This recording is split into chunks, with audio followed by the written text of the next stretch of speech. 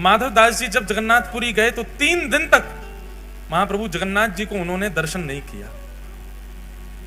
जगन्नाथपुरी पहुंचते ही जगन्नाथ जी का श्री मंदिर देख करके रोने लगे और रोते रोते समुद्र किनारे बैठ गए और जाकर के अपने आप को कोसते हुए रुदन करने लगे। किसी ने पूछा माधवदास जी ने दर्शन क्यों नहीं किया? बोले माधवदास जी अपने मन में विचार करने में 21 वर्ष का हो गया, अपने 21 वर्ष मैंने विषय भोग में व्यतीत कर दिए, जगन्नाथ जी की शरण में पहले क्यों नहीं आया? इस उदासी से बैठे जगन्नाथ वहां समुद्र के तट पर जाके और अपने आप को दंड दे रहे हैं, ना कुछ पा रहे हैं, ना कुछ पी रहे हैं, ना कुछ पा रहे हैं, बस एक निष्ठ होकर रुदन करते जा रहे हैं और बार बार स्वयं को कोस रहे हैं। मैंने 21 वर्ष निकाल दिए। अरे तो भाई किसी ने कहा माधवदास जी को प्रसन्न हो जाना चाहिए, अब तो आ गए शरण में। बोले अब जीवन का कोई पता है क्या? मेरे जीवन के केवल इतने ही दिन हो, 21 वर्ष 6 दिन की मेरी आयु हो, तो इसका मतलब अब शेष 3 ही दिन रह पाऊंगा मैं ठाकुर जी की शरण में। 21 वर्ष तो मैंने विषय भोग में निकाल दिए। इस बात से परेशान होकर रोने लगे। अच्छा, माधवदास जी ने कोई 3 दिन का नियम नहीं लिया था। माधवदास जी तो मृत्यु पर्यंत अनशन पर बैठ गए समुद्र के तट पर जाके कि मैंने अपना जीवन व्यर्थ कर दिया, ठाकुर जी की शरण में पहले नहीं आया। 3 दिन बाद महाप्रभु जगन्नाथ जी ब्रह्मवेदी पर बैठे हैं, महाप्रसाद सामने रखा है, लक्ष्मी मैया हाथ जोड़ करके खड़ी हैं, ठाकुर जी से कह रही हैं नाथ भोग आरोग हो। जगन्नाथ प्रभु कह रहे हैं देवी इच्छा नहीं हो रही। क्यों? आप तो जगन्नाथ हो, आप तो प्रसाद देखते ही महाराज हाथ लंबे कर लेते हो, दूर दूर से पानी लग जाते हो, और आज आपको इच्छा नहीं हो रही, क्या बात है?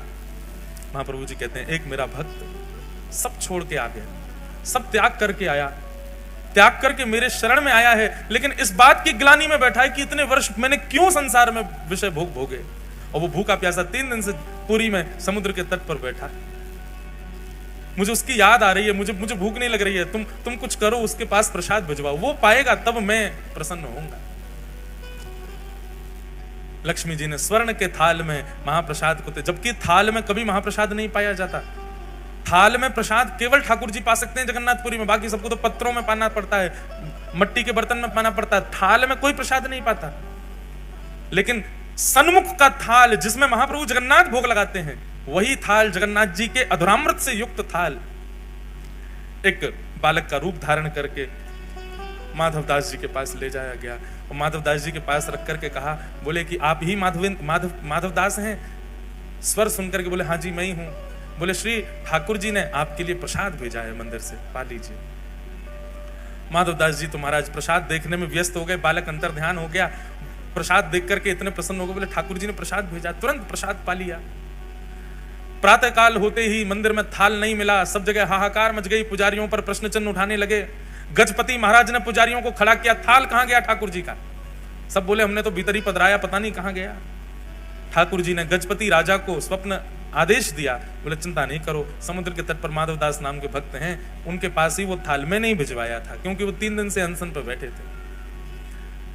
ये खबर सुनते ही सब पुजारियों सहित गजपति राजा गए और समुद्र तट पर देखा माधवदास जी बैठे हैं, प्रसन्न मुद्रा में, स्वर्ण का थाल रखा है, प्रसाद पा चुके हैं। सबने जाके दंडवत किया और कहा महाराज आप दर्शन के लिए चलो। समस्त पुजारी और गजपति राजा माधवदास जी को लेकर के मंदिर में जैसे ही गए, मंदिर में माधवदास जी के प्रवेश करते ही ब्रह्मवेदी पर बैठे श्री जगन्नाथ झूमने लगे, ऐसे आनंदित होने लगे माधवदास को देखते।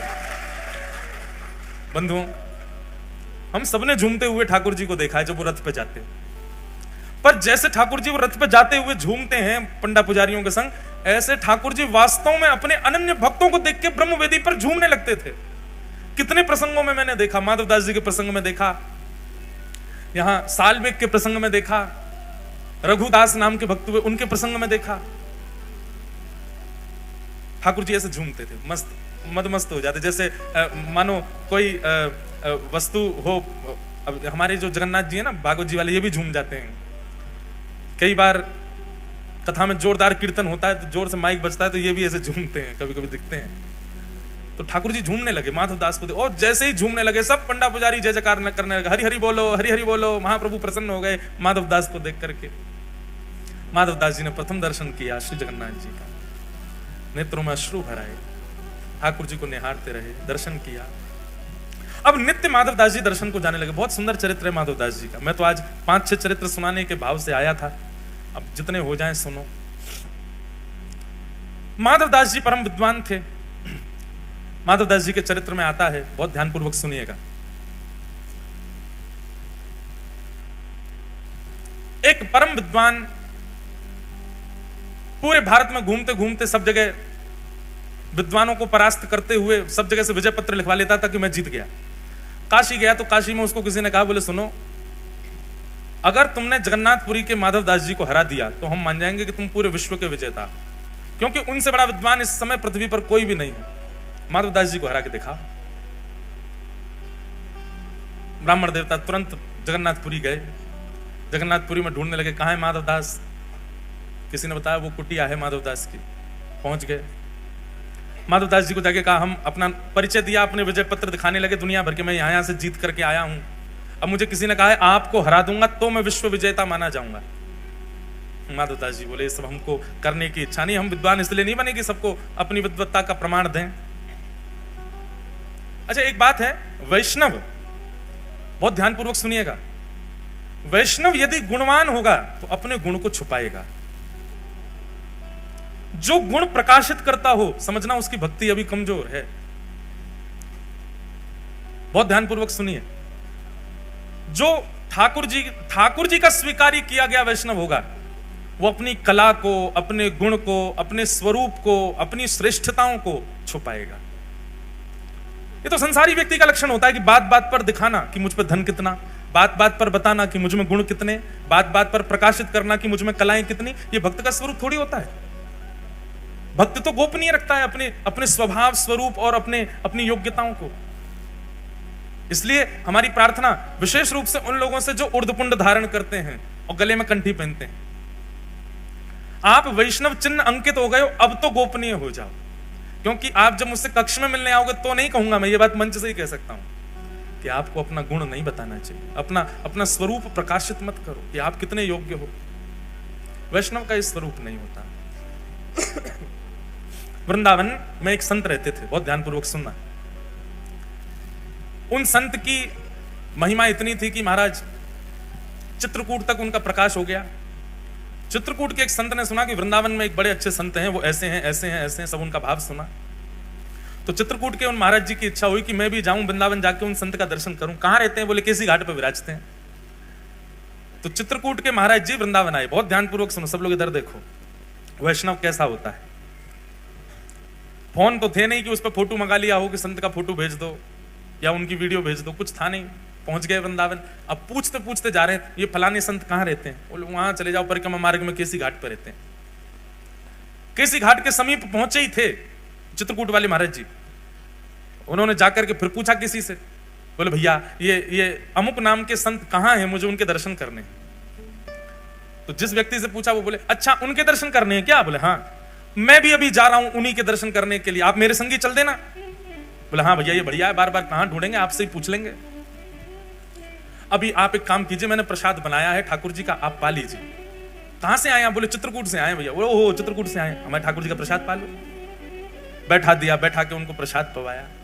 प्रसाद पवाने के बाद बोले भैया आप चलो महाराज जी के हमको दर्शन करा दो।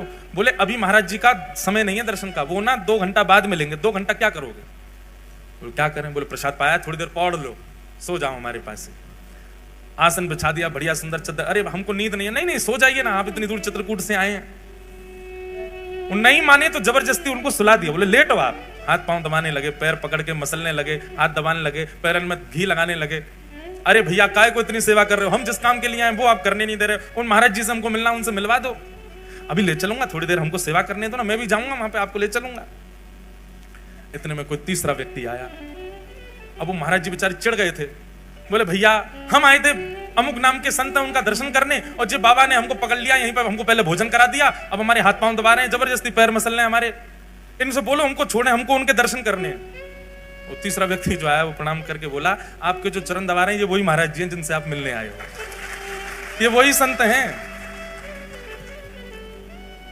चित्रकूट से आए हुए संत जो थे उनके नेत्र सजल हो गए। बोले मैंने जो सुना था ना, मुझे लगता था कि मैं देखूंगा तो उनका भाव अनुभव करने का प्रयास करूंगा, पर मुझे पता ही नहीं, मैं पिछले 2 घंटे से उन्हीं के भाव देख रहा था। यही है असली ये 2 प्रकार के वैष्णव, एक वो जिसने ठाकुर जी को पकड़ रखा है, और एक वो जाकू ठाकुर जी ने पकड़ रखा है। जिसने ठाकुर जी को पकड़ रखा है ना, वो हम सब हैं। हम में आडंबर भी है, हम में दंभ भी है, हम में प्रकाशन भी है, हम में सब कुछ है। पर ठाकुर जी जाको पकड़ लेना वो तो अत्यंत गौड़ हो जाता है, अत्यंत गोपनीय हो जाता है, अत्यंत सूक्ष्म हो जाता है, वो शांत हो जाता है। वो अपनी योग्यता जिससे संसार रीझे वो कार्य वो कर ही नहीं सकता। योग्यता बताने से 4 लोग रीझेंगे मुझसे, और वैष्णव को डर लगता है कि कहीं वो रीझ ना जाए मुझसे। मैं जिसको रिझाने के लिए बैठा हूं केवल वही रीझे। मीराबाई कहती ओ बाला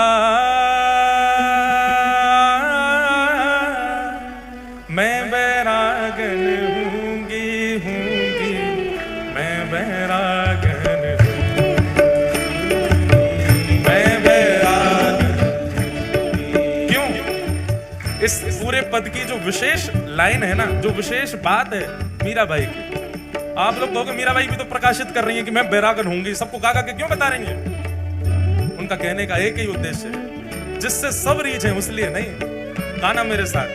जिन भेषा मारो सावरो रीझे, जिन भेषा मारो सावरो रीझे, जिन भेषा मेरो सावरो रीझे, जिन भेषा मेरो सावरो रीझे, मैं सोही भेष धरूंगी, मैं तो सोही भेष धरूंगी, हाँ मैं तो सोही भेष धरूंगी, हो मैं तो सोही भेष धरूंगी,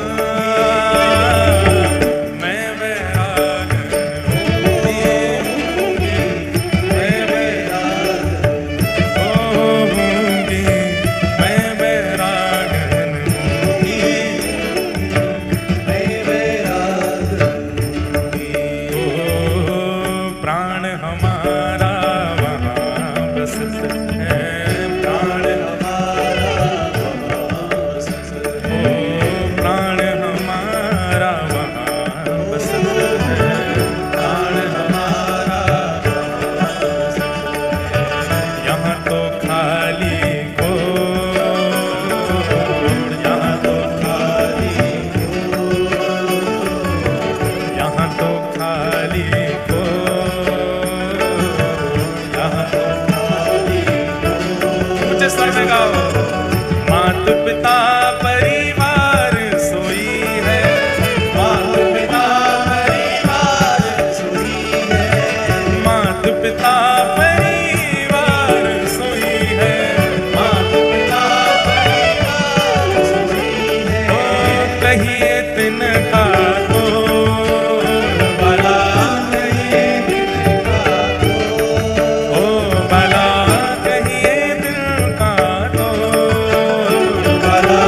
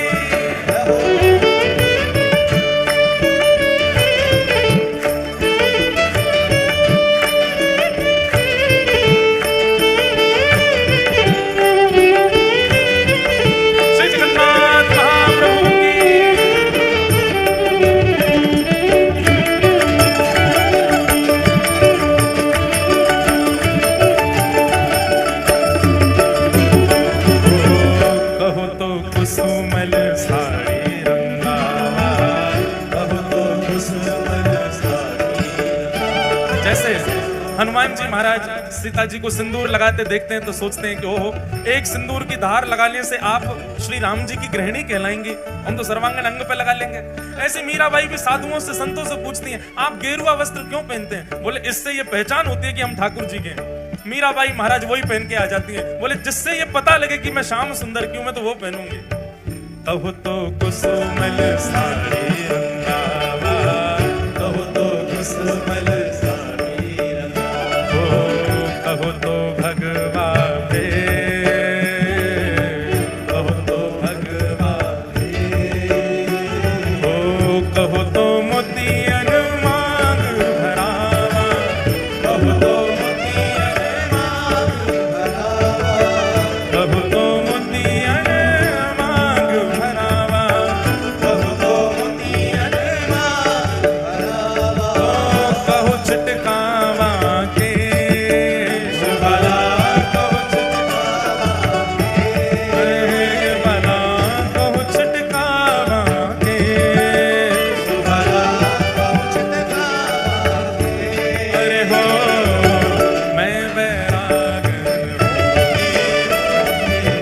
मैं बैरागन हो भला,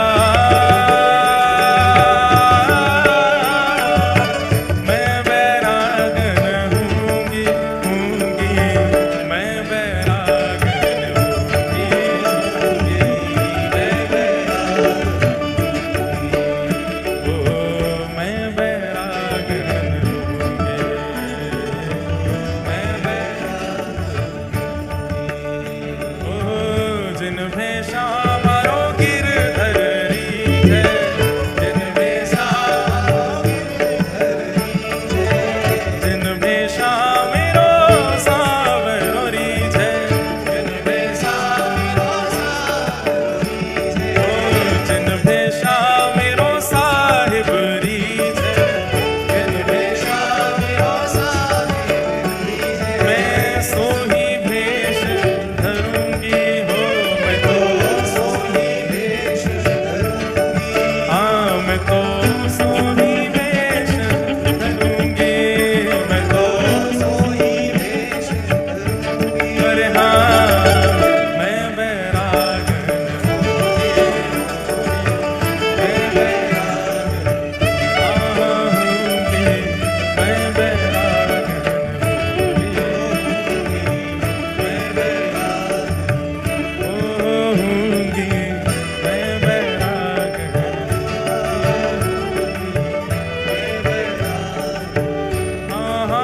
होऊंगी, मैं बैरागन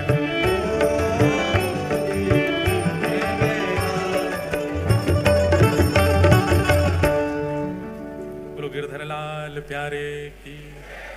थोड़ा थोड़ा आगे खिसक आओ, थोड़े थोड़े आगे आ जाओ, आओ भाई, आज्ञा हुई है व्यास मंत्र की, तुरंत आओ, नेक नेक आगे आओ, आगे वाले भी आगे आ जाओ, बस नार में बाम लगा लेना रात को। पीछे वाले कहाँ हैं बेचारे, तोड़ दो जेल, आ जाओ आगे सामर्थ्य हो तो। बोलो जगन्नाथ महाप्रभु की। तो वैष्णव का स्वभाव कैसा होता है, वैष्णव का स्वरूप कैसा होता है कि वो प्रकाशित नहीं करता स्वयं को,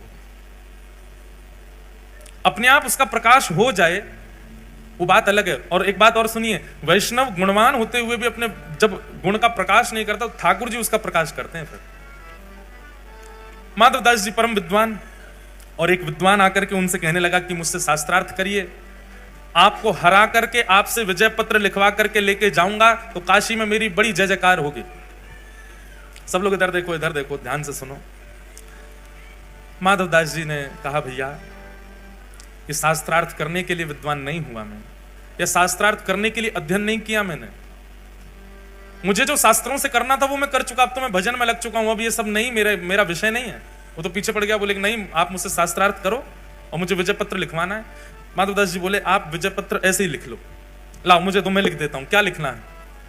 तो फिर वो बोलता जा रहा है, माधवदास जी लिख रहे हैं क्या लिखना है? बोले लिखिए कि मैं जब आया, मेरा नाम लिखिए, अमुक नाम के ब्राह्मण जगन्नाथपुरी आए, इनका माधवदास जी ने बहुत स्वागत किया, माधवदास जी ने ऐसा किया, इस विषय पर शास्त्रार्थ हुआ। शास्त्रार्थ में चारों खाने चित हो गए माधवदास जी और हार करके चरणों में प्रणाम करके अपनी हार स्वीकार की है।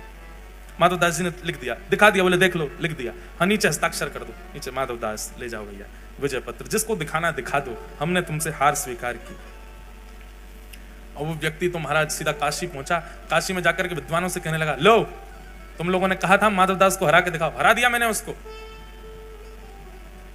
माधवदास को हरा दिया तुमने। बोले चारों खाने चित हो गए, दंडौत करने लगे मेरे आगे, भीगी बिल्ली की तरह पीछे पीछे चल रहे थे। बोले आपसे ज्यादा विद्वान कौन?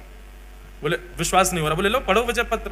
विजय पत्र ब्राह्मण पढ़ने लगे। उसमें लिखा था कि अमुक नाम का ब्राह्मण माधवदास जी की कुटिया में आया, माधवदास जी ने उसका स्वागत किया, स्वागत के पश्चात इस विषय पर शास्त्रार्थ हुआ और शास्त्रार्थ में माधवदास जी ने अमुक नाम के व्यक्ति को चारों खाने चित करके हरा दिया। अमुक नाम का व्यक्ति हार गया और नीचे माधवदास जी के हस्ताक्षर। बोले क्या पढ़ रहे हो, क्या पढ़ रहे? माधवदास जी हारे हैं, मैं नहीं हारा। बोले इसमें लिखा है। उसने देखा तो उसमें वही लिखा था, माधवदास जी से वो हार गया। अब तो सब काशी के ब्राह्मण उसकी निंदा करने लगे। बोले शर्म नहीं आती, झूठ बोलता है, कोरा झूठ बोलता है, तुझको क्या लगा हम विजय पत्र पढ़ेंगे नहीं? तो दूर से दिखा देगा, हम मान जाएंगे? अरे नहीं नहीं, सच में माधवदास ने ऐसा ही लिखा था कि वो हार गया। बोले लिखा था मतलब शास्त्रार्थ हुआ था कि नहीं हुआ था? अरे नहीं, वो माधवदास कर नहीं रहा था शास्त्रार्थ। बोला बोले मुझे करना नहीं, मैं विजय पत्र देता हूं। अब तो ब्राह्मणों को और झूठ पकड़ में आ गया। बोले इसने आते क्या कहा था कि मैं शास्त्रार्थ करके आया, चारों खाने चित करके आया। ब्राह्मणों ने कहा हम तेरी बात नहीं मानेंगे। बोला मैं फिर से जाऊंगा। बोले अब तेरे जाने से कुछ नहीं होगा, हमारा एक गुप्तचर और जाएगा तेरे साथ, और अब की बार तुम जाके माधवदास जी से शास्त्रार्थ करो, और शास्त्रार्थ करने के बाद जो हारेगा वो गधा पे बैठ करके, कालीत मुख पे पोत करके और पादुकाओं की चप्पल गले में धारण करके जगन्नाथपुरी में उसको घुमाना। हमारा गुप्तचर जब देख लेगा तब काशी में प्रमाणित होगा कि हाँ कौन जीता कौन हारा। बोला हाँ करवा लो। काशी के लोगों ने अपना गुप्तचर भेज दिया, ये दोबारा से गए। अब की बार जैसे ही माधवदास जी की कुटिया पे पहुंचे, तो माधवदास जी समुद्र स्नान करने के लिए गए हुए थे। ये आए, आकर के ढूंढने लगे कहाँ है माधवदास, कहाँ है माधव। इतने में ही श्री जगन्नाथ भगवान और बलराम जी छोटे छोटे बालक बन के आए। दो कथाएं हैं इसमें एक कथा तो यह है कि माधवदास जी का रूप धारण करके जगन्नाथ जी आ गए और जगन्नाथ जी ने आकर के शास्त्रार्थ करके उसको हरा के गधे पे बैठा दिया। एक और कथा ऐसी आती है कि जगन्नाथ भगवान और श्री बलराम जी, ये दो छोटे छोटे बटुक बालक बन के आ गए।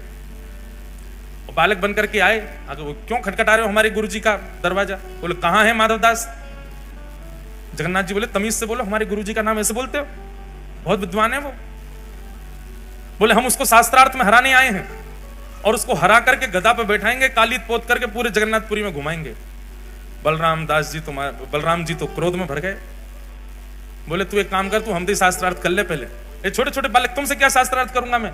बोले तुम हमको हरा दो तो हम माधवदास जी को पास ले चलेंगे। ठाकुर जी से शास्त्रार्थ में कैसे जीते? बलराम जी और ठाकुर जी ने ऐसे शास्त्र सुनाए, महाराज वो हार गया। जैसे ही हार हुई तो बहुत सारे विद्यार्थी इकट्ठे हो गए थे, सब चिल्लाने लगे, बोले गधा लाओ, इसको बैठाओ, हार गया। अब वो तो भागने लगा, बलराम जी ने पकड़ा उसको, बोले कहां जा रहे हो, बैठो गधा पे। ठाकुर जी गधा लेके आए, उस पर उसको बैठा दिया, मुख पे काली पोत करके, और बलराम जी और श्री जगन्नाथ भगवान ही गधा पे बैठा के उसको पूरे जगन्नाथपुरी में घुमाने लगे। गुप्तचर ने दूर से देख लिया। अब वो ब्राह्मण मुंह छुपाए, बोले इसको नहीं दिख जाऊं मैं, काशी में हल्ला करेगा। उसने तो देख ही लिया। इतने में ही माधवदास जी आए। माधवदास जी जैसे ही आए, माधवदास जी ने देखा बड़ी भीड़ बालकों की घूम रही है और ये गधा पे कौन बैठा है। आगे जाकर के देखा तो वही ब्राह्मण था जो विजय पत्र लिखवा के ले गया था। माधवदास जी ने जैसे ही देखा तो नीचे देखा तो गधा के गले में रस्सी बांध के दो बालक, श्याम और गौर वर्ण के दो बालक घूम रहे हैं।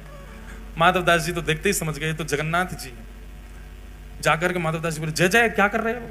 जगन्नाथ भगवान तो गधा वधा छोड़ के भाज गए वहां से, बलराम जी भी भाज गए। उसको ब्राह्मण को छोड़ दिया वहीं पे।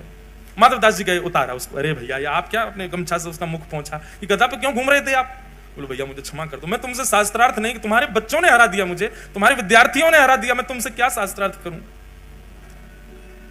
बहुत उदास हो गया था वो व्यक्ति, वो ब्राह्मण। माधवदास जी ने हृदय से लगाया, बोले अब अपनी उदासी छोड़ो और मैं तुमको एक रहस्य बताने वाला हूं, वो ध्यान से सुनो। बोले क्या? बोले जो बालक इतनी देर से तुम्हारे सामने बैठ के शास्त्र सुना रहे थे वो कोई बालक नहीं थे, साक्षात जगन्नाथ जी थे, साक्षात श्री बलभद्र जी थे। अरे भैया तुम्हारी विद्वत्ता रंग लाई, तुम्हारा बार बार जगन्नाथपुरी आना इतना भा गया ठाकुर जी को कि ठाकुर जी बालक का रूप धारण करके तुम्हारे सामने आ गए। और तुमको दर्शन देके गए। जगन्नाथ जी का अनुयायी बना दिया उस विद्वान को। उसकी विद्वत्ता का मूल सार्थकता क्या होनी चाहिए विद्वत्ता की? श्री ठाकुर जी के चरणारविंद, वो दिला दिए उसको। ऐसे श्री माधवदास। तो हम प्रसंग ये लेके बैठे थे कि श्री जगन्नाथ भगवान बीमार क्यों होते हैं? जगन्नाथ भगवान इतने महाप्रभु हैं और भगवान को बीमारी होना। ये माधवदास जी के चरित्र में आता है कि श्री माधवदास जी को अतिसार का, पेट का एक रोग हो गया, जिसके कारण उनको बार बार शौच जाना पड़ता था। माधवदास जी मंदिर भी नहीं जा पा रहे थे, कोई सेवक भी नहीं था पास में, और स्वयं उठने की स्थिति में नहीं थे। इतने बीमार हो गए माधवदास जी की बस पड़े पड़े बिस्तर पर ही मलमूत्र का त्याग कर रहे थे। जब बहुत समय तक इस हालत में आ गए कि अब उठ भी नहीं पा रहे, इतना बल भी नहीं बचा था, तब श्री जगन्नाथ जी ही उनके यहाँ एक दास का रूप धारण करके आए और आकर के अपने हाथों में जल भर भर के लावे और माधवदास जी के अंग पर लगे हुए मलमूत्र आदि को अपने हाथ से साफ कर रहे हैं श्री जगन्नाथ जी। माधवदास जी के नेत्र खुले, नेत्र खोल करके देखा तो श्याम वर्ण का एक बालक सेवा का। माधवदास जी से कहां बचने वाले ठाकुर जी? उनको सुगंधी आ गई चंदन की, सुगंधी आ गई कपूर की, सुगंधी आ गई कस्तूरी की, केसर की। ठाकुर जी के श्री अंग से विविध विविध सुगंधियां आती हैं। एक संत जन बता रहे, कभी ठाकुर जी यदि समीप आ गए तो उनकी सुगंधी से पहचाना जा सकता है। ठाकुर जी समीप से आएंगे तो कुछ अलग अलग सुगंधी आएंगी, जैसे कि श्री अंग की सुगंधी चंदन की भांति होगी। ठाकुर जी समीप आएंगे तो कस्तूरी की, अगर शीतकाल में ठाकुर जी मिलेंगे तो कस्तूरी की सुगंधी आएगी, ग्रीष्म काल में मिलेंगे तो चंदन की सुगंधी आएगी। ठाकुर जी यदि वर्षा आदि के मौसम में कभी सामान्य रूप से मिल जाएंगे तो केसर कपूर की मिश्रित सुगंध आएगी श्री ठाकुर जी में से। ठाकुर जी जब समीप आएंगे, चाहे छद्म भेष में ही आ जाएं, उस समय का जो वातावरण होगा ना, आपके मन की स्थिति सर्वगुण योग्य हो जाएगी। जो विचलनता है, जो व्याकुलता है, जो असमंजसता है, ये सब एक प्रकार से समाप्त हो जाएंगी। ठाकुर जी जब समीप आएंगे तो वातावरण इतना अनुकूल हो जाएगा कि मानो निद्रा जैसी आ गई हो, कोई सुला दे, बस आलस्य नहीं, अत्यंत शांति और सुख का अनुभव होगा ठाकुर जी समीप आ गए तो। ऐसे अनेक अनेक भाव हैं। माधवदास जी तो पहचान गए, बोले कि ये कोई बालक नहीं है, साक्षात जगन्नाथ है। हाथ पकड़ लिया, क्या कर रहे हो ठाकुर जी आप? मेरे मलमूत्र को क्यों धो रहे हो? मुझ पर पाप क्यों चढ़ा रहे हो? भगवान कहते हैं, माधव, जब वैष्णव मेरे लिए परिवार का त्याग कर सकता है, वैष्णव मेरे लिए अपने पुत्र का त्याग कर सकता है, वैष्णव अपने लिए, मेरे लिए अपनी सब सुख समृद्धियों का त्याग कर देता है, विषय भोगों का त्याग कर देता है, अपनी युवावस्था का त्याग कर देता है, यौवन का त्याग कर देता है, तो मैं अपने वैष्णव के लिए भगवत बुद्धि का त्याग नहीं कर सकता? वास्तव में जो वैष्णव मेरे लिए इतना त्याग करता है, वो फिर अपनी सेवा या अपनी क्रिया स्वयं थोड़ी करता है, मैं ही सेवा करता हूं, मैं ही क्रिया करवाता हूं। तुमने इतना त्याग किया, मैं तुम्हारे लिए इतना नहीं करूं? माधवदास जी बोले, तो फिर नाथ मेरे रोग को दूर कर दो। बोले, रोग तो तेरा प्रारब्ध है, वो तुझे भोगना पड़ेगा, और तू अगर नहीं भोगेगा तुझे जन्म लेने के लिए दोबारा आना पड़ेगा। माधवदास जी बोले, मुझसे ये रोग अब सहा नहीं जा रहा नाथ, कितने दिन का रोग और है? बोले, भगवान बोले, भी 15 दिन का और है, इसको और भोग लो। ठीक है नाथ, प्रयास करूंगा। लेकिन जगन्नाथ भगवान जैसे ही उसके भवन से निकले, मन में विचार करने लगे, ठाकुर जी ये बेचारों मेरे दर्शन नहीं कर पा रहा, इतना कष्ट में है, पतला दुबला सा बेचारा माधवदास, मैं इसके पास जाता हूं तो इसको और कष्ट होता है, और कोई इसकी सेवा में है नहीं है, कष्ट इतना ज्यादा अभी तक भोग चुका है कि 15 दिन में हो सकता है प्राण भी निकल जाए। तभी क्या होता है, शाम का समय हुआ और अचानक से माधवदास जी स्वस्थ हो गए, उनकी सारी पीड़ा दूर हो गई, सारा रोग निवृत्त हो गया, बिल्कुल मानो जैसे कुछ हुआ ही ना हो। ऐसे परम प्रसन्न श्री माधवदास जी हो गए। बोले, ओहो, निश्चित ठाकुर जी आए थे, ठाकुर जी का स्पर्श होने से मेरा रोग ठीक हो गया। माधवदास जी स्नान आदि करके तैयार होकर के सीधे भागे सबसे पहले मंदिर। जैसे ही मंदिर पहुंचे, मंदिर के अंदर प्रवेश करते ही देखा तो पुजारी रो रहे थे, नेत्रों से आंसू गिर रहे। माधवदास जी बोले, क्या हो गया? बोले, ठाकुर जी को बुखार चढ़ गया है। श्री माधवदास जी का शेष रह गया 15 दिन का जो रोग था, 15 दिन का जो श्रम था, श्री जगन्नाथ जी ने अपने ऊपर ले लिया और स्वयं उसको, क्योंकि प्रारब्ध का है, उसको भोगना तो पड़ेगा ठाकुर जी ने, और आज तक ठाकुर जी उसको धारण करते हैं। साल में एक बार माधवदास जी की स्मृति में भगवान श्री जगन्नाथ पीड़ा में जाते हैं। है कोई इतना दयालु, है कोई इतना कृपालु संसार में? अरे लोग बोलते भले ही हैं कि आपका ये रोग मुझे लग जाए, आपकी ये पीड़ा मेरे जीवन में आ जाए, लोग ऐसा व्यवहार में बोलते जरूर है, पर इसको पालन करने वाले तो संसार में केवल जगन्नाथ जी, उन्होंने करके दिखाया। नहीं तो महाराज कोविड में दिख गया था, पति ने पत्नी बंद कर दी कमरा में, यहीं रहे, नीचे तो ही दवाई दे रहा है, भीतर पा लेना, व्हाट्सअप कर रहा है, स्टीम ले लेना। तुमने तो 7 जन्म 7 निभाने का कहा था। अरे पगली, बच्चों को कौन संभालेगा, मैं भी बीमार हो गया तो। पर ऐसा नहीं है, कई परिवारों को मैं जानता हूं वहां पर तो, अच्छा हमारे साथ क्या हुआ हम अपनी सुनाए, काय को ज्यादा इसको इमोशनल बनाए। हमारे जितने भी भाई लोग संग में रहते हैं सब ब्राह्मण देवता। हम लोगों का नियम, मतलब कोविड जब शुरू हुआ था तो फर्स्ट लॉकडाउन जब लगा तो न्यूज पे आता था 3 बार हाथ धोएं, हैंड सैनिटाइज करें, घर में रहते हुए भी कम से कम इतनी दूरी रखें और ये सब। तो हम जब देखते थे मैंने कि सुनो, इनमें से एक का भी पालन हम तो नहीं करेंगे। क्यों? मैंने कि अकेले बीमार होके हॉस्पिटल गया तो मन कैसे लगेगा? अगर जाएंगे तो सब जाएंगे संग में, तो रोज सबको पकड़ना, रोज सबको गले लगाना, रोज हुआ किसी को नहीं, पर हमारा ऐसा भाव था। मैंने कि जाएंगे तो एक ही एम्बुलेंस में भर के जाएंगे सब रे, अकेले मन नहीं लगेगा यार, वहां क्या करेंगे फिर। हमारी तो बात नहीं अद्भुत है। एक हमारे पंडित जी बोले महाराज जी आप तो वैकुंठ जाओगे। मैंने कि तो वह हम तो नरक में जाएंगे। बोल रहे थे विनोद में। मैंने कि ऐसे काय को बोल रहे हो? बोले लेकिन आप एक बात लिखवा लो हमसे। मैंने क्या? आप वैकुंठ गए और हम नरक गए तो आप भी ठाकुर जी से कहोगे मेरा मन नहीं लग रहा, या तो उनको बुला दो या मुझे भेज दो। तो वैकुंठ जाने वाला तो नरक जाएगा नहीं, ठाकुर जी उसको भेजेंगे नहीं। तो मैंने तो बोले अंत तो गत्वा हमको ही नरक से बुलवाया जाएगा स्पेशल विमान से, उनको बुलवाओ। क्यों? बोले उनका मन नहीं लग रहा वहां पर। मैंने कहा अब ये तो विनोद की बात है, सब भैया कथा सुनवे वाले, कथा कहवे वाले, नित्य उर्द पुंड लगाने वाले, श्री लाल जी की नित्य सेवा करवे वाले, जे बैकुंठ भी नहीं जाएंगे, जे महाराज प्राण निकाल के पुनः वृंदावन में ही जन्म ले लेंगे, फिर से वृंदावन में आ जाएंगे। ये बात सत्य है। जितने भी भगवत भजन कर, और सुनिए पुण्य की कामना से भजन करने वालों के लिए वैकुंठ होगा, पर प्रेम लक्षणा भक्ति के उपासक जो हैं, प्रेम लक्षणा भक्ति से जो ठाकुर जी को भजन करते हैं, जो प्रेम से ठाकुर जी की सेवा करते हैं, ठाकुर जी को भजते हैं, जिनकी कोई कामना नहीं ठाकुर जी से, नित्य सुबह शाम भजनताई गौर राधे श्याम, जप हरे कृष्ण हरे राम, नित्य उर्दपुंड लगाते हैं, कंठी माला पहनते हैं, एकादशी निष्ठा करते हैं, जो प्रेम लक्षणा भक्ति के उपासक हैं, जे मृत्यु के बाद में वैकुंठ भी नहीं जाते, जे तो पुनः धाम में ही प्रकट हो जाते हैं, पुनः धाम में ही इनका जन्म होता है। आन मिलो परिवार आपनो, सखी समाज में लायो, भाग्य बड़ो वृंदावन पायो, भाग्य बड़ो वृंदावन पायो, भाग्य बड़ो वृंदावन पायो, भाग्य बड़ो वृंदावन पायो।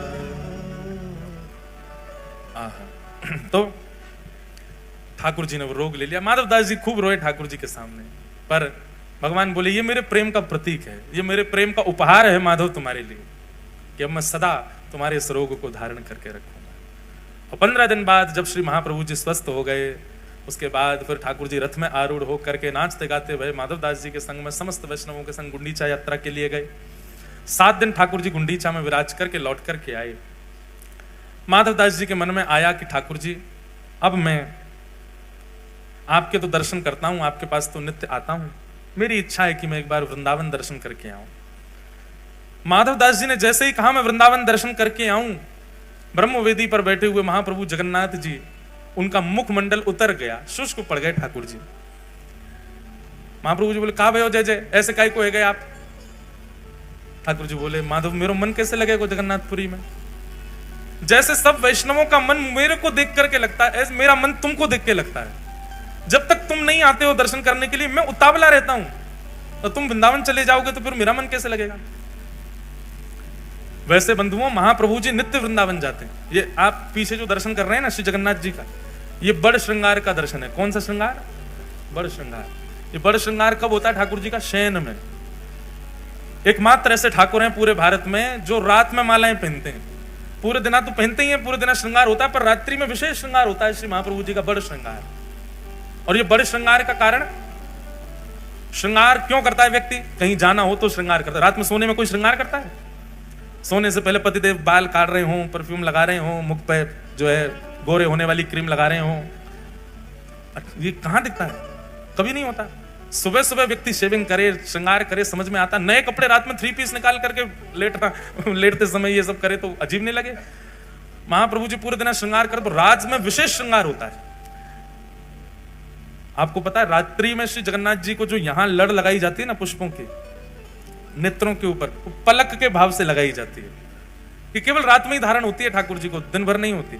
एक अधर चुंबित माला होगी, अधर को स्पर्श करती भाई माला, वो इधर धारण करते हैं, यहाँ अधर चुंबित माला होती है। और पूरे दिन तो ठाकुर जी ऐसे दिखेंगे, हाथ नहीं दिखते, पर रात्रि के पुष्प श्रृंगार में ठाकुर जी की उंगली बनाई जाती है। ये जो ऐसे है ये ठाकुर जी की उंगलियां हैं, ठाकुर जी के हस्तकमल बनाए जाते हैं बड़े श्रृंगार में। क्यों? बोले कपाट बंद होते ही श्री जगन्नाथ जी अंतर ध्यान हो जाते हैं। बोले कहां चले जाते हैं? बोले श्री जी के पास जाते हैं रास विहार करने के लिए, श्री किशोरी जी के पास में रास विहार के लिए जाते हैं। और सुनो, बड़े श्रृंगार से पहले ठाकुर जी को गीत गोविंद लिपटाया जाता है, पूरे अंग पर ठाकुर जी गीत गोविंद पहनते हैं। क्यों? बोले गीत गोविंद यदि ठाकुर जी को नहीं पहनाया तो श्री ठाकुर जी वृंदावन नहीं जाएंगे, फिर वहां चले जाएंगे जहां गीत गोविंद का पाठ हो रहा होगा। और गीत गोविंद का पाठ जहां चलता है ठाकुर जी वहां दौड़ जाते हैं। अगर ठाकुर जी को गीत गोविंद नहीं पहनाया, ठाकुर जी वहां चले गए, तो श्री जी बेचारी निकुंज में अकेली बैठी प्रतीक्षा करेंगी। इसलिए श्री जी के रास विहार में ठाकुर जी समय से पहुंच जाएं, उससे पहले ठाकुर जी को गीत गोविंद पहनाया जाता है, फिर श्रृंगार किया जाता है। संपूर्ण श्रृंगार ठाकुर जी को सजा धजा करके बिल्कुल सुंदर बना करके भेजते हैं। क्यों? ठाकुर जी रास विहार में जा रहे हैं। इसलिए श्री जगन्नाथ जी रात्रि में वृंदावन ही जाते हैं, शयन पुरी में नहीं करते, वृंदावन ही पहुंच जाते हैं, वहां जाकर रास विहार करते हैं और रास विहार करके फिर आते हैं। ऐसे अद्भुत नाथ हैं हमारे जगन्नाथ। तो माधवदास जी कहने लगे मैं तो वृंदावन जा रहा हूं। ठाकुर जी बोले मत जाओ। माधवदास जी बोले जाऊंगा। तो ठाकुर जी बोले दूसरा उपाय, हमको ले चलो। माधवदास जी जोर से हंसने लगे, बोले आप कैसे जाओगे? यहां से नेक दूर गुंडीचा, वहां के लिए तो 6 महीना में रथ बनाना पड़ता है आपके लिए, और वो 6 महीना में बने हुए रथ में बैठ के भी कितना पाते हुए जाते हो आप गुंडीचा तक? बोले आप श्री मंदिर से नीचे तक उतर के जाते हो, बीच में 2 बार रसगुल्ला का भोग लग जाता है आपको, इतनी तो भूख लग जाती है आपको। जैसे व्यक्ति टहलने जाए 6, 7, 8 किलोमीटर 500, 600 कैलोरीज बर्न करके आए, तब तो भूख लगे। हमारे ठाकुर जी कैसे पता है? अगर आपने श्री ठाकुर जी का नाथ द्वार की पद्धति में, पुष्टि मार्ग पद्धति में ठाकुर जी को उठा करके गोद में विराजमान करके पोशाक पहना के मुकुट धरा के माला धराई, इतने में ही ठाकुर जी इतने थक जाते हैं कि रोने लगते हैं। यशोदा मैया के काय गो? बोले मैया तेने मुंह को बहुत श्रमित कर दियो। क्यों? और तेने नभाते समय जोड़ते हाथ मीट दिए, तेने मुंह को गोद में उठा के यहां ते वहां कर दियो, तेने मेरी धोती बदल के दूसरी पहना दी, इतने मैया मैं तो थक गयो, हार गयो। तो यशोदा मैया श्रम भोग लेके आती है ठाकुर जी। कौन सा भोग? ये श्रम भोग आता है। बताओ, इतने में तो श्रमित हो जाते हैं, ये थक गए बेचारे, अब खवाओ इनको कछु। बोले आप ये श्री मंदिर से गुंडीचा अगर कोई व्यक्ति पैदल भी जाए तो 20-25 मिनट लगेगा उसको पहुंचना, इतना ही लगता है। जगन्नाथ महाप्रभु को गुंडीचा जाने में बीच में 6 बार 7 बार 10 बार भोग लगता है, इतना पा लेते हैं। बोले यहां तक तो आप 10 बार पाते हो, वृंदावन तक तो आप पूरे भारत का अन्न पालोगे। जय जय, यहीं विराजो, हम होके आते हैं। और माधवदास जी ज्यों ज्यों जगन्नाथपुरी से जा रहे हैं त्यों त्यों ठाकुर जी के नेत्र सजल। मैंने 2 कथाएं ऐसी सुनी हैं जिसमें 2 स्थिति अलग अलग दिखाई देती हैं। एक तो है श्री चतुर्भुज दास जी की, जब चतुर्भुज दास जी गिरिराज जी से दूर जा रहे हैं और ज्यों ज्यों पग बढ़ा रहे हैं त्यों त्यों उनकी स्थिति दयनीय होती जा रही है। और एक स्थिति है माधवदास की, माधवदास जी ज्यों ज्यों जगन्नाथपुरी से दूर जा रहे हैं वहां ठाकुर जी व्याकुल होते जा रहे हैं। बंधुओं, प्रेम लक्षणा भक्ति इन दोनों स्थितियों में है कि ठाकुर जी से दूर एक बार आप जाओ तो आपको व्याकुलता हो, लेकिन प्रेम किसी दिन इतना बढ़ जाए कि आप ठाकुर जी से दूर जाओ, ठाकुर जी व्याकुल हो जाएं। गोवर्धन वासी सांवरे,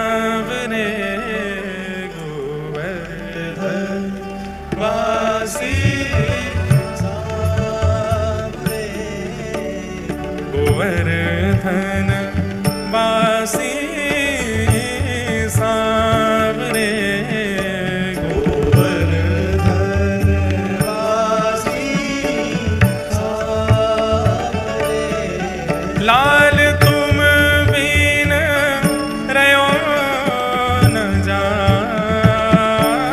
लाल तुम बिन रयो न जाए,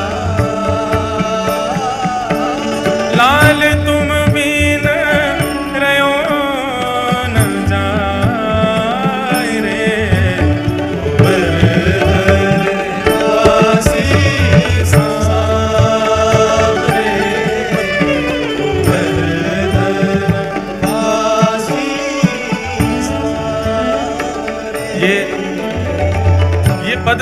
तुलसीदास जी गा रहे हैं ठाकुर जी के लिए। पर बंधुओं, ऐसा प्रेम ठाकुर जी से बना कि जब माधव दास जगन्नाथपुरी से जा रहा है तो ठाकुर जी उसके लिए गा रहे होंगे, अरे माधव तू मत जा, मैं तेरे बिना कैसे रहूं, मेरा मन नहीं लगेगा। भक्ति की स्थिति यहीं तक पहुंचनी चाहिए। आप ठाकुर जी के बिना ना रह सको, ये प्रारंभिक स्थिति है, पर प्रेम देते देते एक समय ऐसा आ जाए कि ठाकुर जी आपके बगैर ना रह सके, आपके बगैर रह ही नहीं पाए आपके लाल जी। मैं कोई अपनी प्रशंसा के भाव से या अपनी कोई योग्यता बताने के भाव से इस बात को बिल्कुल नहीं कह रहा हूं, पर हमारे लाल जी को हिसार कथा हुई, अगर हम हिसार नहीं लाएंगे तो आपकी कथा में या तो हमको कुछ हो जाएगा, नहीं तो कराने वाले को कुछ हो जाएगा, या फिर पूरा पंडाल में ही कचुआ जाएगा। ठाकुर जी मानो ये बात कह देते हैं, दारी के मेरे बगैर चलो मत जाइयो, कहीं मुझे संग लेके जा, मैं तेरे संग ही जाऊंगा। कई बार मन में भाव आया, घर वाले भी कई बार कहते हैं, बोले लाल जी का इतना सामान इतना सब लेके चलते हो, श्रमित हो जाते हो, ठाकुर जी को यहीं छोड़ जाया करो घर पे।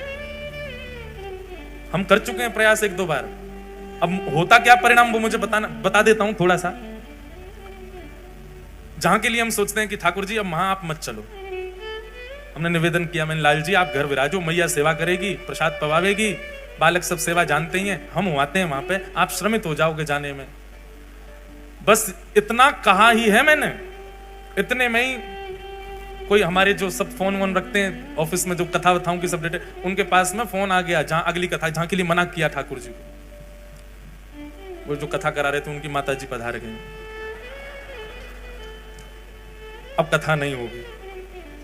मैंने कि लाल जी इतना बड़ा दंड नहीं देना था, थी वो बेचारी आईसीयू में ही थी, वृद्ध थी, 90 से ऊपर की थी, पर वो रुक जाती, कथा पूरी होती तब तक, अगर लाल जी जाते तो। लाल जी ने कही मोह छोड़ के जाएगा अकेलो वहां पे, फिर आनंद करके आवेगा। तब से हमारे मन में विश्वास उठ गया। एक बार विदेश यात्रा पर जा रहा था, तो विदेश इतने जाते नहीं, मैं अकेला ही जाता हूँ, अब तो कथा नहीं करने जाता मैं, ऐसे ही बस कुछ दिन आराम के लिए। लाल जी सामने कि लाल जी आप तो यहीं विराजो, हवाई जहाज में ले जाओ, अब हम तो ले जाते हैं ऐसे लटका के लाल जी को, पर व्यवस्था फिर भी बहुत करनी पड़ती है, फिर हवाई जहाज में ठाकुर जी की सोने की व्यवस्था करनी पड़ती है। अकेले जाओ तो इकोनॉमी में चले जाओ, इनको लेके जाओ तो बिजनेस में जाना पड़ता, फिर इनकी अलग से व्यवस्था करनी, वो महंगी टिकट और होती है। फिर जब पहुंचते हैं वहां जाकर के फिर चेकिंग अलग होती है, सब बहुत कुछ हो जाता है। वो भोजन प्रसाद भी वहां पे इतना रुचि का मिलता नहीं, तो हमने कहा ठाकुर जी आप रहो यहीं पे। ठाकुर जी से नहीं कही, बाकियों से बात कर ली, भैया सेवा करना, ठाकुर जी के बढ़िया प्रेम से आनंद करा। ये पक्का हो गया कि श्री गिरधर लाल जी अब विदेश नहीं जा रहे। तो रात्रि में जिसके यहाँ जाना था उसका फोन आ गया, बोले महाराज जी कब आ रहे हो? मैंने कल की फ्लाइट है भैया, हम आ रहे हैं, और सुनो लाल जी नहीं आ रहे हैं, अब हम बढ़िया आ रहे हैं, चकाचक घूमेंगे और खूब बढ़िया। अब कोई ज्यादा चिंता है नहीं, लाल जी आते हैं तो फिर ध्यान रखना पड़ता है, कहीं भी जाओ शाम होने से पहले लौट के आओ, ठाकुर जी का शयन होना है, आदि आदि।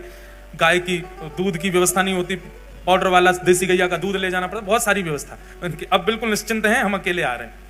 नहीं महाराज जी वो तो ठीक है, पर मेरे बॉस ने मुझको फायर कर दिया, मेरी जॉब चली गई आज, और महाराज जी बहुत वो हो गई, अब तो मैं सोच रहा हूँ कैसे करूँ। अब आप आएंगे, आपके संग रहना, मुझे दूसरी जॉब ढूंढनी पड़ेगी, मुझे समय लगेगा, आपका समय कुछ स्थगित हो जाए कुछ दिन का, और अच्छा हो जाए कि आप अगली वर्ष ही आओ। मैंने कोई नहीं तो तुम, मैंने कि अपना काम करो, हम तो एक और वैष्णव है वो भी पीछे पड़ा, मैं उसके यहाँ रुक जाऊंगा। बोले हाँ महाराज जी ठीक है। अब मैंने उसको फोन किया, मैंने कहा भैया तुमको खुशखबरी देनी है कि हम उसके यहाँ नहीं रुक रहे हैं, हम अब तुम्हारे यहाँ रुकेंगे। महाराज जी आपके फोन आने से 5 मिनट पहले ही मैंने भारत की टिकट करवाई, मैं तो भारत जा रहा हूँ, मैं तो हूं ही नहीं यहाँ पे, मैं तो अभी आज सुबह ही मन में आया कि मुझे भारत जाना चाहिए। मैंने कहा यार ये हो क्या रहा है। फिर हमारी एक दूर की रिश्तेदार थे, मैंने कहा टिकट तो हो ही गई है, जाना तो है, उनके यहाँ रुक जाऊंगा। उनको फोन किया, मैंने कहा भैया ऐसे ऐसे हम तुम्हारे यहाँ आ रहे हैं। बोले ओहो मत आइए, हमारे बच्चे बीमार हो गए, बच्चों को हॉस्पिटलाइज कर दिया है। जब 3 जगह से ये हो गया कि भाई अब तो दिक्कत है, मैं समझ गया। मैंने कहा लाल जी चलो, आप चलो, आपके पाम पूजूं, आप चल दो मेरे साथ, आपको मैं लेके जाऊंगा बिल्कुल। अभी सुनो असली बात, प्रणाम करके कही, मैंने कहा लाल जी चल दो, आप बिल्कुल ये विचार मत करो आपको छोड़ के जाऊंगा, आप चल दो, जैसी व्यवस्था होगी सब करूंगा, आप चलो। बस ये निवेदन किया है, आधा घंटा में उसका फोन आ गया, बोले महाराज जी मेरी जॉब दोबारा लग गई है। फिर दूसरे का फोन आया, बोले महाराज जी मैंने घर में चर्चा की तो सब बोले भारत की टिकट $100 देके आगे करवा दो, रुक जाओ महाराज जी आ रहे हैं, यहीं रुक जाओ। मैंने कहा तुम भी नहीं जा रहे? बोले नहीं। तीसरे बोले बच्चे हमारे स्वस्थ हो गए, उनकी रिपोर्ट बिल्कुल नेगेटिव आ गई है। मैंने कहा वाह, तो ये है हमारे लाल जी। तो इनके बगैर ये रहते ही नहीं, इनको घूमना बहुत पसंद है। हमारे लाल जी को समीप से देखो, इनका एक पैर आगे है थोड़ा सा, जिस दिन ये घर आए थे उसी दिन हमारी मैया, जैसे नई बहू आती है उसके नए नक्श देखते हैं ना, हमारी माता जी जिस दिन लाल जी पधारे उसी दिन बोली लाला जी तो घुमक्कड़ लाला है, जो रुकेगा नहीं, या कोई एक पाम आगे निकल रहा है। तो बाद ना से हमारे ठाकुर जी डटते ही नहीं है, ये घूमते ही रहते हैं इधर उधर। अब इनको जाना है तो इनकी सारी व्यवस्था लेके चलनी पड़ती है। तो हम कोई अपनी प्रशंसा नहीं बता रहे, पर आपको आपकी भक्ति सुख कब देगी? प्रारंभिक सुख तो तब मिलेगा जब आप अपने ठाकुर के बिना ना रह सको। आपको चिंता हो रही है, कथा चल रही है, मुझे घर जाना है, भोग लगाना है, ये प्रारंभिक स्थिति है कि आपको आपके ठाकुर जी की याद आ रही है। पर एक स्थिति ऐसी आए कि नगर से बाहर जाने की जैसी आपकी योजना बने, वो योजना निरस्ती होती जाए। क्यों? ठाकुर जी आपको जाने नहीं दे रहे हैं। ठाकुर जी कह रहे हैं या तो जाए मत या मुकु संग लेके जा, तब आपको अत्यंत सुख मिलेगा। अब आपके ठाकुर जी आपके बिना नहीं रहते। ये भक्ति की चरम स्थिति है, ये भक्ति की प्रेम स्थिति है। तो श्री माधवदास जी से जगन्नाथ जी का ऐसा प्रेम कि जगन्नाथ जी बोले मोए ले चल वृंदावन, मैं मंदिर छोड़ने को तैयार हूं, पर तेरे बिना ना रहूंगा। ऐसे श्री माधवदास जी वृंदावन को निकल गए, ठाकुर जी को छोड़े आए। माधवदास जी का स्वरूप था 6-7 दिन तक भूख सह लेते थे, लेकिन अभी जगन्नाथपुरी से निकले चंद घंटे ही हुए कि माधवदास जी को इतनी जोर की भूख लगी, इतनी जोर की भूख लगी कि महाराज या तो फल मिल जाए नहीं तो पेड़ ही खा जाएंगे, इतनी भूख लगने लगी। माधवदास जी बोले ऐसी व्याकुलता भूख की तो मुझे कभी नहीं हुई जैसी आज हो रही है। तभी एक नगर दिखा, दौड़ करके माधवदास जी उस नगर में गए, किसी का गेट खटखटाया, मैया वृद्ध मैया ने बोला मैया तेरे घर में जो बना हो बासा कूसा मुझे भोजन करा, बहुत भूख लगी। अरे बैठो बाबा, थाली लगाई, पाने लगे माधवदास। मैया सामने बैठ गई आके, बोले बाबा बड़े निर्दयी हो। बोले क्यों, ऐसे क्यों कह रही है? अकेले पा रहे हो, बगल में सांवला सा बालक बैठा है, इसको क्यों नहीं पे बेचारा ऐसे टुकुर टुकुर तुम्हारी थाली की ओर देख रहा है, इसको क्यों नहीं खिलाते हो? माधवदास जी बोले मेरे संग तो कोई भी नहीं है मैया, मैं अकेला हूं। बोले अरे इतना सुंदर सा प्यारा सा घुंघराले केश हैं, कटाक्ष नेत्र हैं, श्याम वर्ण का, मैं तो ये सोच रही हूँ पता नहीं कौन सी मैया ने अपना बालक बाबा जी को दे दिया है। तुम बाबा कहीं हरण करके तो नहीं ले जा रहे इस बालक का? माधवदास जी बोले बालक? तभी समझ आया, इतनी जल्दी इतनी तीव्र भूख लगना, बगल में बालक का अदृश्य होना, मुझे ना दिखना, सामने वाली को दिखना, श्याम वर्ण का होना। बोलो हो तो चले आए हो संग में हमारे। श्री जगन्नाथ जी संग ही जा रहे हैं श्री माधवदास जी के, अंतस्थ में बैठ के, हृदय में बैठ करके महाप्रभु श्री जगन्नाथ जी वृंदावन जा रहे हैं। जिन माधवदास जी को 1 महीना में वृंदावन पहुंच जाना था, उनको वृंदावन पहुंचने में 6 महीना लगे। क्यों? 10 कदम चलते ही भूख लग जाती है। तो माधवदास जी अपने पेट को जय जय नेक्स्ट सह लो। अब तो ठाकुर जी को बस इतना कहते हैं, इतनी दूरी पर गांव में बस वहां तक मुझे चलने देना, वहां पहुंचते ही भोजन कराऊंगा। क्योंकि एक भूख तो माधवदास जी की, दूसरी भूख हृदय में बैठे जगन्नाथ जी की। माधवदास जी रात में पौड़े कभी किसी नगर में, जय जय एक बात बताओ आपको इतनी भूख लगती क्यों है, इतना पाते क्यों आप? ठाकुर जी बोले अरे तू नहीं जानता, क्या नाम है मेरा? जगन्नाथ, जग का नाथ, पूरा विश्व मेरे गर्भ में विद्यमान है, मैं नहीं पाऊंगा तो फिर सब भूखे रह जाएंगे, या हमारे मुंह पानो ही पड़े तभी सब उनको भोग लगे। वास्तव में श्री जगन्नाथ जी प्रसाद भोग आरोगते हैं, इसीलिए हम सब तृप्त रहते हैं। कई लोग कहते हैं ठाकुर जी को 56 भोग लगाने की क्या आवश्यकता है, ठाकुर जी का बंगला बनवाने की क्या आवश्यकता, लाखों करोड़ों रुपए लोग फूंक देते हैं ठाकुर जी के उत्सव में, क्या जरूरत है भगवान को भोग लगाने की? भैया ठाकुर जी को जब आप 56 भोग आरोग आते हो ना, उस समय आप विश्व मंगल कार्य कर रहे हो।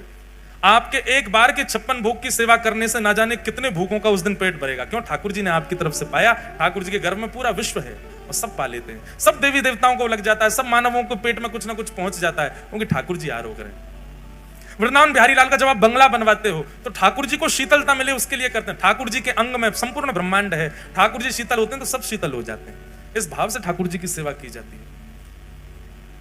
वृंदावन जैसे ही पहुंचे माधवदास जी ने चना खरीद लिए थे एक जगह से खूब सारे, वही खा लेते थे जब भूख लगती थी। वृंदावन जाकर के यमुना तट पर स्नान आदि करके आपने चना आरोग लिए, और चना पाव के जैसे ही बिहारी जी के दर्शन करने निधिवन राज में गए, बिहारी जी उस समय प्रकट हुए ही हुए थे। इतने में ही कपाट लगे थे बिहारी जी के, भीतर से स्वामी हरदास जी आए और दर्शनार्थियों में बोले हाँ भैया तुम में माधवदास कौन है? माधवदास जी बोले उनको मेरा नाम कैसे पता? बोले मैं हूं। बोले इधर आओ। जैसे ही आए बोले तुमको जरा भी होश नहीं है, हमारे बिहारी जी का पूरा मुंह छील दिया तुमने। माधवदास जी बोले मैंने कुछ नहीं किया, मैं तो बिहारी जी देखे ही नहीं अभी तक, पहली बार दर्शन करूंगा मैं तो। स्वामी जी हाथ पकड़ करके भीतर ले गए गर्भगृह में, और भीतर ले जाकर बिहारी जी खड़े हैं सामने। बोले बिहारी जी यूं कह रहे हैं, बोले एक माधवदास नाम को शिष्य वो आया हो चेला हमारो, और सवेरे सवेरे माने रूखे चना खवा दिए मुझे। और ठाकुर जी अपने मुंह खोल के दिखा रहे हैं, तो माधव दास जी जैसे ही गए बिहारी जी का दर्शन करने, बिहारी जी ने अपना मुंह खोल के दिखाया छोटा सा, वो देखो छाले गए मुंह में। माधव दास जी के नेत्र सजल हो गए, बोले जय जय। जैसे अब ये बात माधव दास जी तो नहीं बोले, मैं बोल रहा हूं। जैसे हमारे फोन में नेटवर्क होता है, आप राजस्थान में प्रवेश करते तो प्रवेश करते ही मैसेज आ जाता है वेलकम टू राजस्थान, एयरटेल या जो भी आपका, वो वहां का टावर जो है वो कनेक्ट कर लेता है। माधव दास जी चले तो थे जगन्नाथपुरी से, जब तक उड़ीसा में थे तो चित्त में जो ठाकुर जी वो जगन्नाथ रूप में थे। जो जो प्रांत आते गए उस प्रांत के प्रमुख ठाकुर जी का कनेक्शन होता गया। जैसे ही वृंदावन आए माधव दास जी तो चित्त में विराजमान जगन्नाथ जी बाकी बिहारी जी हो गए। अब माधव दास जी ने तो वही चने पाए जो जगन्नाथ जी पा रहे थे, पर बिहारी जी को मोह छिल गए। क्यों? क्योंकि बिहारी जी तो भैया महलन के ठाकुर हैं, ये तो मीठो मीठो पामे, हल्को हल्को पामे। माधव दास जी बलैया ले लगे, जय हो मेरे ठाकुर जी, आपने मेरे हृदय को पूर्ण रूपेण स्वीकार कर लिया, ये प्रमाणित कर दिया आज। क्योंकि मेरे चित्त में जगन्नाथ बैठ करके आए थे, पर वृंदावन आते आते आते आते वो तो बिहारी जी हो गए, अब चित्त में बिहारी जी। अब स्वामी श्री हरदास जी ने कहा कब तक हो वृंदावन में? बोले अभी तो हैं कुछ दिन। बोले तब तक यहीं पाओ मंदिर में। क्यों? तुम जो पाते हो वो ठाकुर जी को लगता है, इसलिए चकाचक महाराज घुटवा दो, माधव दास जी को चकाचक पवाओ ताकि बिहारी जी प्रसन्न रहें।